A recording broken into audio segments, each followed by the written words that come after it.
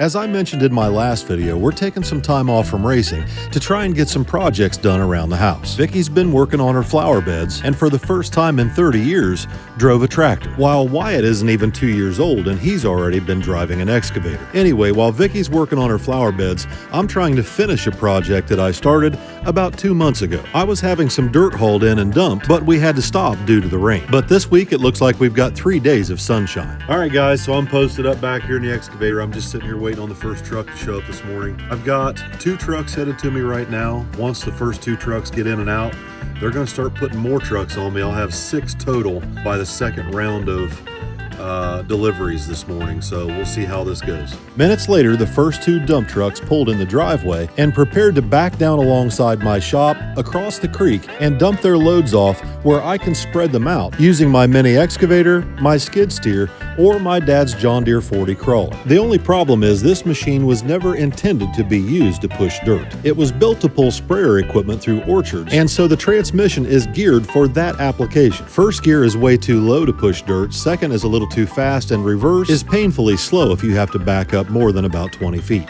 I barely managed to get those first 2 piles of dirt graded off before the next round of trucks came in. Well, there's the first 2 loads for the day. Now we get 6 trucks put on us for the second round.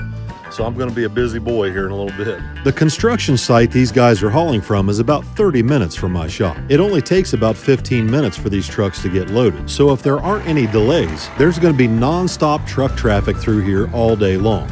I've got to move faster than what Dad's dozer will allow me to work. So my plan is to use the skid loader and do my best to get each driver to dump the load exactly where I need it so that I don't have to push the dirt any farther than necessary. So in order to keep this operation running efficiently, I had to run my equipment wide open and make sure that each load got dumped exactly where I needed it. All right, so yesterday I worked my tail feathers off. I ran that equipment yesterday wide open for as long as I could, and I finally had to give up. I got pretty tired by 3 o'clock yesterday afternoon. It was pretty hot. So I went in, took a little break, and we stockpiled a bunch of dirt back here in this corner, and I graded it off last night, and I've set everything that was stored back here up on high ground, and we're starting over again today. We got trucks backing in now, and we're going to try and put some more dirt down here. I'm going to get as much in here as I can. By day 2, it was obvious there was no way I was ever going to keep up with all these trucks while trying to get the back lot prepared for fill dirt at the same time.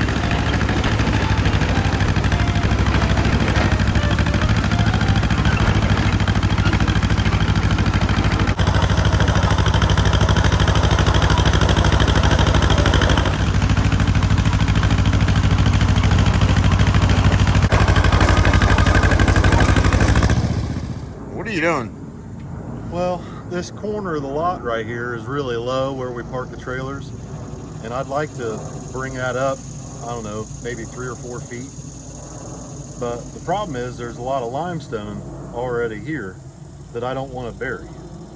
I know it looks like gravel to you, but to me it looks like money.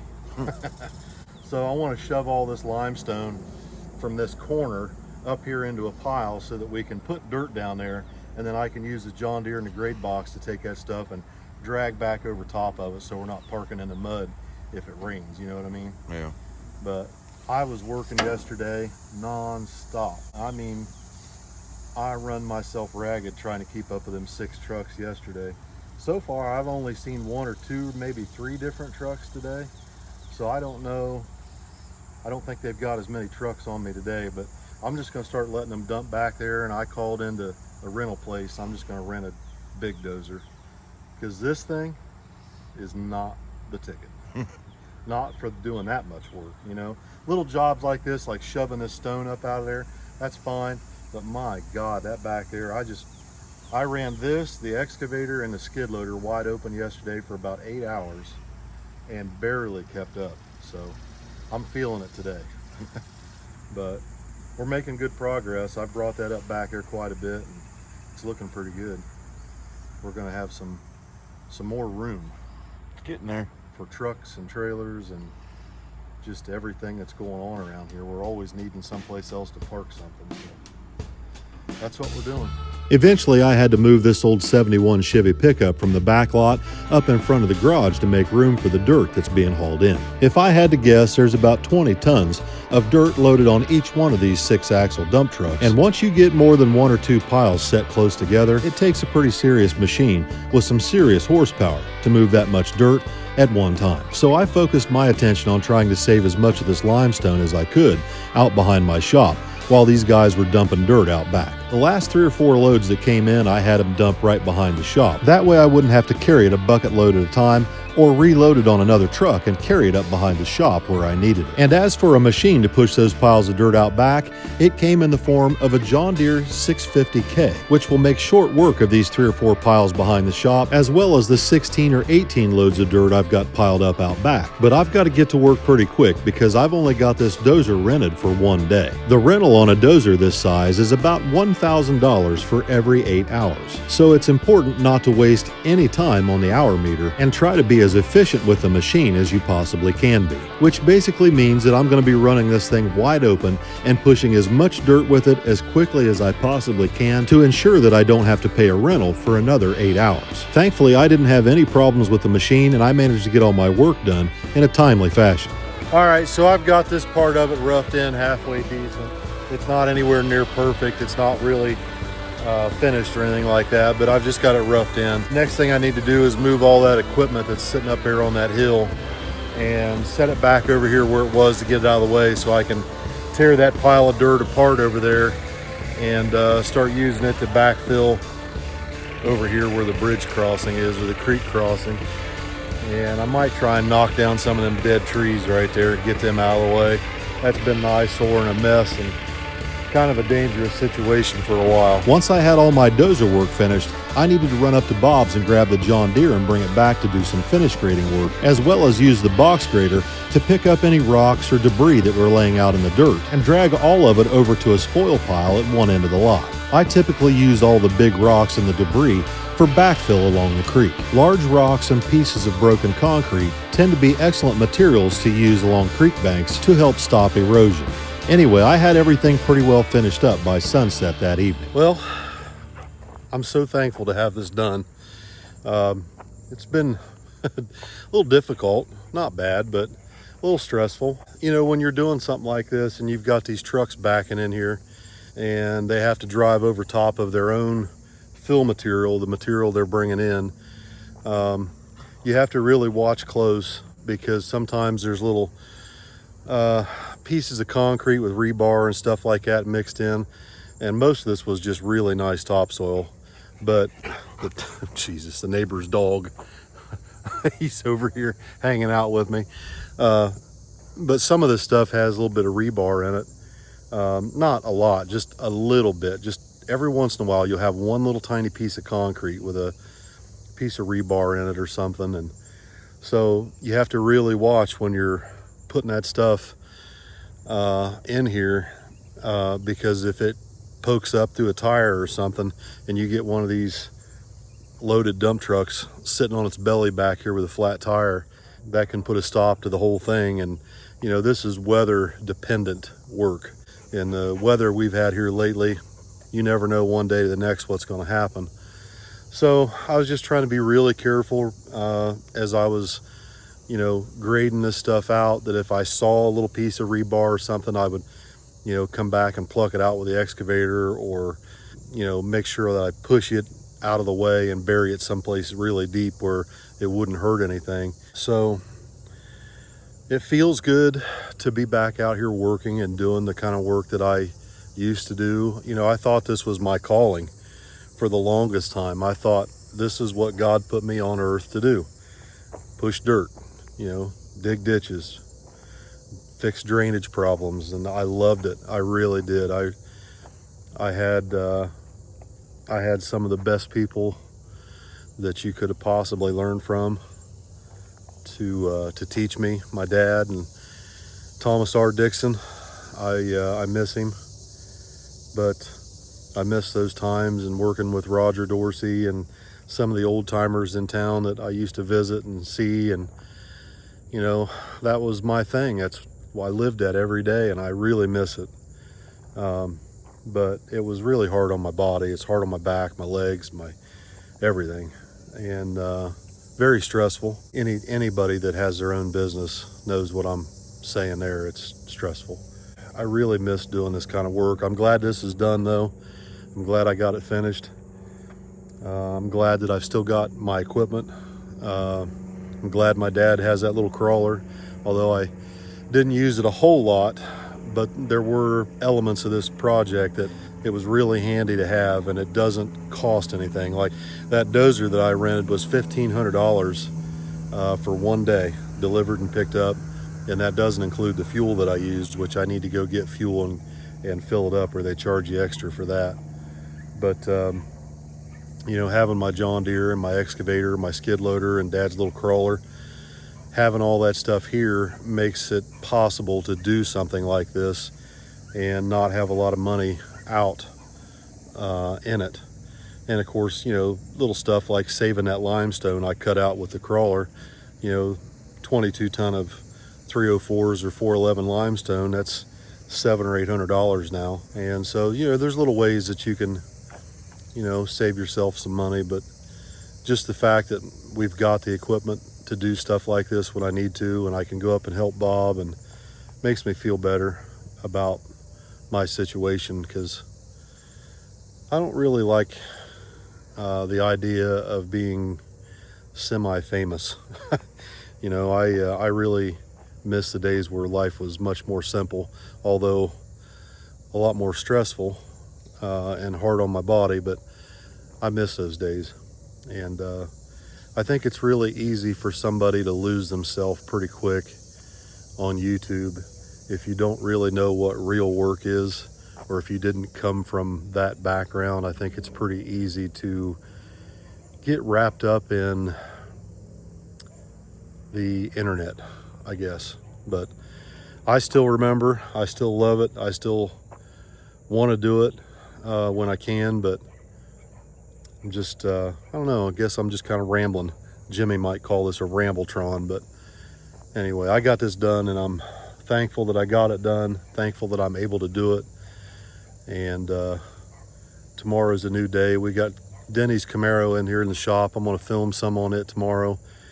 Kenny's been working on that while I've been out here doing grade work. And I think I need to run to Jegs. I got some parts I need to pick up, throttle cable and a couple other little things, but we'll see how tomorrow goes. Now, the whole time I've been working out back shoving dirt, Kenny's been in the shop working on Denny's Camaro. The goal here is to swap to a dual plane intake that better suits Denny's needs with the cam and the combination that he currently has. And we also want to make the engine compartment look nice. And I considered bringing Denny over after it was completely finished. However, I wanted him to be included in picking out the parts and pieces we're replacing, because after all, it is Denny's car, not mine. Good morning, Dennis. Good morning, Bill. We are making progress here. Oh my Lord, are you making progress? I just can't believe what this thing looks like. Well, we're not quite done. I still need to go into Jegs. I figured you'd ride in with me today. And Sure. we go pick up a couple things that we need, but we're making progress. It's getting cleaned up. Kenny's been working his tail off while I've been out there working my tail off, pushing dirt. Pushing dirt. Yeah. We found a few things like the fan belt, the power steering belt were in pretty bad shape. The intake gaskets were all messed up. They were the intake manifold was loose. Unbelievable. The bolts were loose, and I think excessive heat and the fact that the intake was just loose on the engine allowed those gaskets to move around a little bit. So that's interesting. I'm not sure how much that would have affected performance of it, but I'm sure there's something there. You know what I mean? Absolutely. And, you know, it had a single plane intake on it, which is fine for like upper RPM, high performance. But I decided to put a dual plane on it because being a 4-speed car, and the camshaft in this thing's really mild anyway. Yeah. So regardless of what intake we put on it, it's never going to spin 7,000 RPM. It's just not going to make power up there. Yeah. So I think that the best thing for us to do is just put that dual plane on it. That way, when you let up on the clutch and you go to take off, and when you tow into it, it's going to be probably a little more responsive than what it was. Wonderful. And I think that's where you're going to probably see the most impact. with that, plus the intake gaskets. And we got new plug wires and cap and rotor. We're going to tune it all up for you. I tell you what, it's a beautiful, it's just, I just can't really I can't tell people what this engine compartment looked like. Well, we've got video. Okay, good. Video will tell it. And what it looks like now, it's just so impressive. Oh my God, I just cannot believe. It looks a lot better. It's not like we restored it, but at least you can open the hood when you go to a cruise in or a car show or something. You don't have to be embarrassed of it. No, I'm going to be absolutely proud. And more importantly, you don't have to explain that the carburetor sits crooked for a reason. After getting Denny's stamp of approval on what we've gotten done so far, I loaded him up in the El Camino and we headed towards downtown Columbus, where it became obvious that I got my dirt work done just in time. There were some scattered torrential downpours for about 30 minutes, but it didn't stop us from making our way to Jeg's. We pulled in just about the time Uncle Terry was coming back from his lunch break, so Denny and I hung out in the showroom and looked at parts and began compiling a list of upgrades that he would like to do in the future. Uncle Terry. Hey, Mr. Bill. I got a list of parts I need for 168 Camaro. Belong to that boy right there? That's the guy. That's excellent. Dennis the Menace. How you doing, Dennis? Meet you. How are you? Meet you. Good. I know all about you. I know your car. He gets that a lot, actually. Yes, actually. I had Terry get on ATM's website and check to see what fittings we need to put a fuel log on his ATM carburetor. We picked up some fuel lines, some fittings, a bracket to mount his ignition coil, Pretty. and Denny picked out an air cleaner to match his valve covers. We loaded up all Denny's new goodies in the El Camino, stopped for lunch, and then went back to the shop to get busy making sure that this air cleaner will fit underneath the hood of Denny's Camaro. Unfortunately, the original 68 SS hood is long gone off Denny's car. But the good news is the aftermarket 2-inch tall steel cowl induction hood that's on it affords us enough hood clearance to be able to run a standard drop base 14 by 3-inch air cleaner on Denny's big block Chevy with a Performer RPM intake.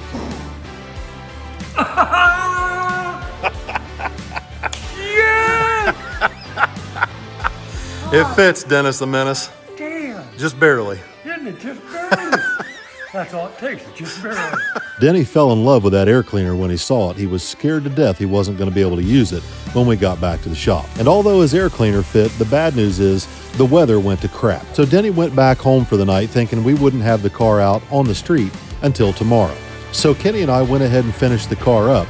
And by sunset, the roads had dried up just enough where I could take it out for an initial test drive to see how it runs. Now, I know when you go from a dual plane intake to a single plane intake, there's typically some pretty major changes that have to be made to the carburetor. However, the intake alone wasn't the only reason I was going to have to do some tuning. All right, everybody, it's Saturday. We're out here finishing up Denny's Camaro. We're working on it anyway.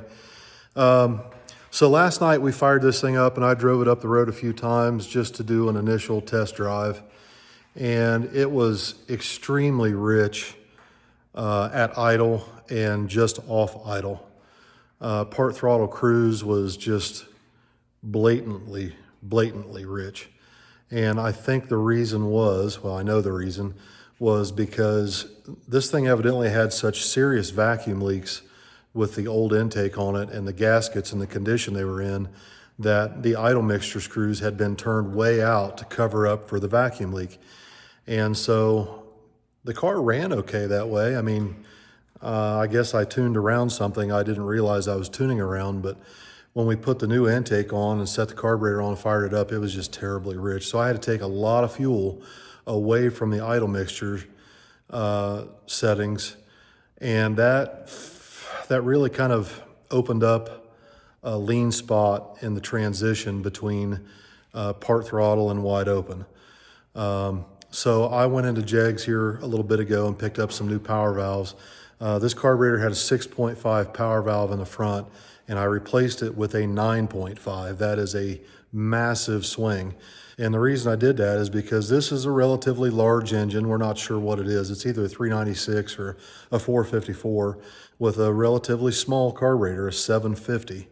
And so that carburetor is being pulled on really hard with such a mild camshaft at idle and off idle that it will hold the power valve shut and it creates a lean transition between tip in, idle, and part throttle. So we've put a 9.5 power valve in it. I want to check the ignition timing with a timing light, just see where it's at.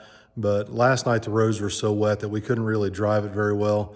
As anything past quarter throttle, it would just light the tires, and so drivability was not that good because it was rich. And so we've got some sunlight today. We're going to try and take this thing out and test drive it before Denny comes and gets it. Denny was told when he bought this car that this was the original engine out of a 72 Chevy truck. That tells me it's probably a 402. With the mild camshaft and low compression on E85, I set the ignition timing at about 39 degrees. And although the car ran really well, the 9.5 power valve was just a little bit much. So I moved the fuel curve around by switching to an 8.5 power valve and drilling the squirters out to a 1/16 of an inch. The original application for this carburetor was a stock bottom end 5.3 dyno mule engine that we used up at the machine shop. So to make it work right on a dual plane big block Chevy 4-speed car, it's going to take a little bit of work. But luckily I know a decent carburetor guy. All right, so I'm going to start first gear.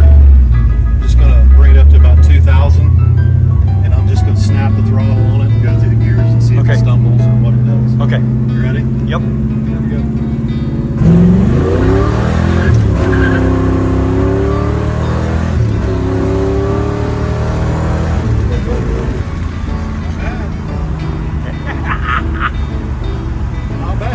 Not at all. Oh, buddy. You like it? I love it, Bill. Now that I've got the carburetor and the ignition timing set where I think it's pretty close, Denny and I drove it over to the local sheet station to top it off with the 85 before I turned Denny loose with the car, for the first time since we changed the intake. You ready, Dennis? Ready, buddy.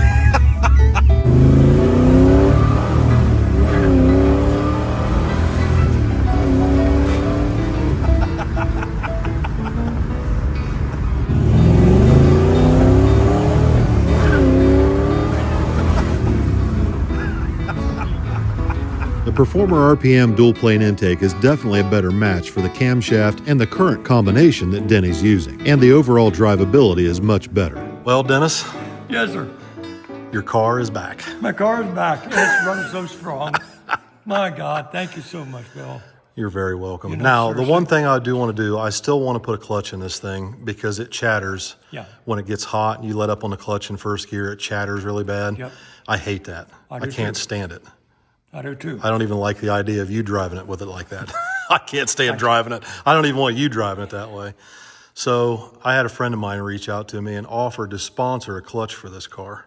Wow. So Fantastic. I'm going to get a hold of him and make sure that deal's still on the table. But regardless, I'm going to order a clutch if I have to. Okay. But I want to put a clutch in this thing. I want to resurface the flywheel and get that straightened up. Wonderful. Eventually, someday, I'd like to see you put a 5-speed in it, a TKX. Love a 5-speed. Yeah, because then it would have overdrive, Yep. and you could get on the interstate. You could go to Columbus if you wanted to, or wherever you wanted to drive Yeah. it, really. And it would do better on fuel too. I can't right now. I mean, it's just, Yeah, I run 60 mile an hour and I'm 3,000 RPM. right. So I think this car's got like a 373 or Yes. a 411 gear or something in that area, and it's not very friendly on the highway. No, it's not. Around town, it's fine, Yeah. but yeah. 35, 40 mile an hour cruise is great. But you take it out on the freeway, it hurts. Well, I'll tell you what, I'll let you take this thing home. We'll go ahead and peel the plastic off of it. I'll let you take it home. You can get it cleaned up, and you can go out in the garage and blast your music and sit there and look at the car. I guarantee you I will. Yes, And I I'll will. get on the horn with my buddy about a clutch, and we'll see if we can't get a clutch put in this thing in the next week or two. Wonderful. Sound good? Sounds great. Thank you. You're welcome. Thank you so much.